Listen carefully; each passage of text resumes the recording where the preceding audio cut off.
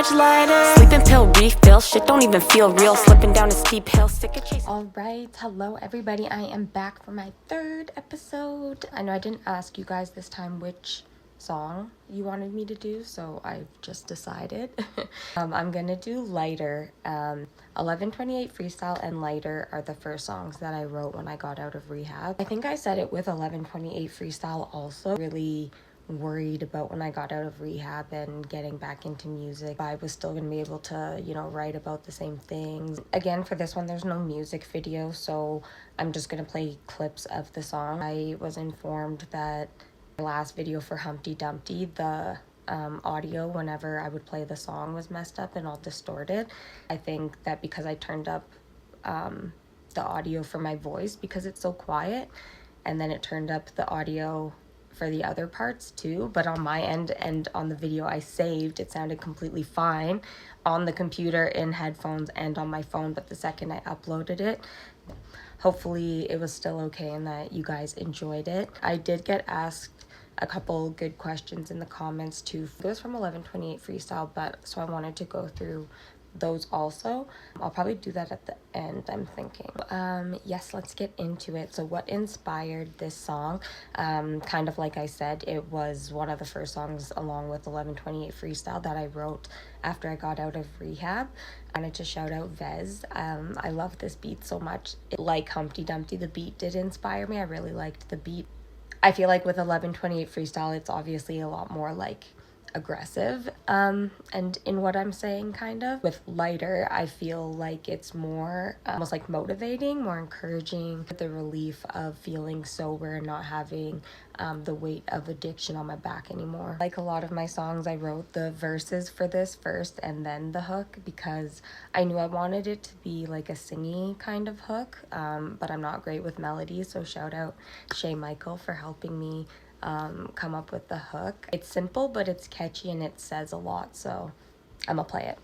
I can't lose focus, I'll make it through the fire. It's like I'm floating, I'm feeling so much lighter. Was at my lowest, I had to take it higher. It's like I'm floating, I'm feeling so much lighter. So I really love also to, in the hook, the reference to fire. As you guys know, or maybe you don't know, but I'm a fire sign. So I like that it kind of references, I'll make it through the fire, and just kind of saying that even though I am out of rehab, that I have to stay focused. Is so easy to slip back into addiction. Where was I mentally or in life at the time? Kind of the same as, is it kind of the same as the first question, huh? See, this is why I need feedback. But anyways, so yeah, just kind of what I said already, was remembering gratitude and really basking in the feeling of being sober. I used to say this when I first got sober. Been in my addiction so long that sobriety almost felt like a drug. Like, it just felt so different. Everything felt so different and new. Motivated, excited for the next chapter of my life, and with music, and feeling a lot more confidence in myself. Okay, so what was the creative process like for this song? So I'll play some of the first verse and some of those bars, and then I can kind of dissect them. I'm back in the bed, I had to get my act together. Last bender, can't remember, I've been sober since September. Learned to not take no shit personally. Really, I'm just trying to be the best version of me. So yeah, obviously right off the bat, I'm just kind of stating that I have been sober since September. My actual sobriety date is September 19th. 2022. This September it will be 3 years. Wild. So yeah, the creative process for this song, those actually were the first bars that I wrote for it. Sometimes I end up shifting things around and rearranging things, but the whole September part was what came to me first. And then throughout the song, a lot of the words and language that I use are things that I actually learned in rehab. Just for instance, like learning not to take things personally. You know what? Going through this song is a really good reminder for me, because I feel like I've really, like, obviously I've stayed sober, but mentally I've not been practicing a lot of the techniques that I've learned for, just like stress and coping, who I want to be and what type of person I want to be. We had to do this assignment where we essentially just drew a wall with bricks, and all the bricks were different sizes, and each brick would be a trait that we had that built a wall from allowing people to get to know the real us. One of my biggest bricks was how defensive I am. I know people who know me are laughing right now, or they're like, yeah, this bitch. But I get really defensive. I take things personally when I really don't need to. That also reminds me, if you guys haven't read the book, The Four Agreements, you need to. That's a good one. And it's thought provoking, got promoted, got a lot of options open, locked and loaded, not as broken, got it spoken, I was chosen, now I got a motive, got to focus, now I notice that living in my own skin had me feeling claustrophobic. This fast part I really like, feeling like I am starting this new chapter of my life, and that now that I have taken this step, things are going to start coming to me. I really like the bridge in this song. I'll play it. I can't go back down that road again. If you could see the thoughts inside my head. Sorry if I kind of skip around with the song. I'm not actually listening to it while I'm making this, which I probably should. I'm just looking at the lyrics, but then I keep going back and forth being like, wait, I want to say this. Anyways, for the bridge though, I feel like kind of touching on what I said in 1128 freestyle too, that it's kind of like you go to rehab, and I think that when you get out, people have this misconception that you're cured, like, you know, you're sober, you went to rehab and now you're all better. That part of the song is reminding me that I have to, every day is a struggle, every day I have to make the choice to not drink, and that I can't go back down that road again. So some of the questions that I asked on the last one, I feel like they're just kind of repetitive, so I have some other questions that I'm gonna do. This one's kind of funny. If this song was a movie scene, what would the scene look like? I picture it being like a montage of somebody like studying for something, or rehearsing for something, or training for something, and it being, you know, very motivational.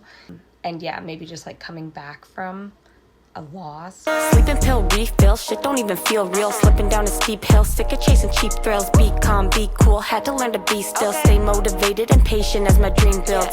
Cause I know what it's like to hit rock bottom. Living in hell every day, I walked on hot lava. Yeah, this is starting into the second verse now, and I feel like this part is kind of talking about being more aware of the situation going on around me that I was in, and when I finally accepted the fact that I did need help, and, you know, that I was slipping down a steep hill, fed up of how I was living, like chasing cheap thrills.